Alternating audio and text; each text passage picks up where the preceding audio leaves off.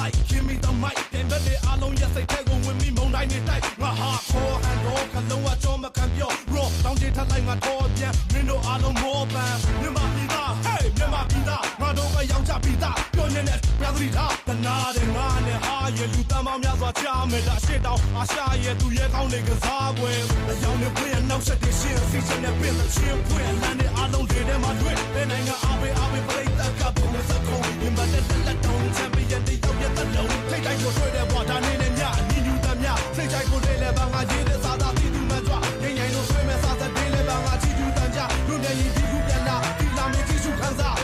ရွှေရောင်ကောင်းရဲ့အောင်လာလွင်တင်ကပါကိုပြချင်မှမာတွေရဲ့ပွင့်မြမရဲ့စိတ်နဲ့ကြုံလာလိုက်တယ်မုန်းကြပေးဖဲလာကြိုးစားကြမယ်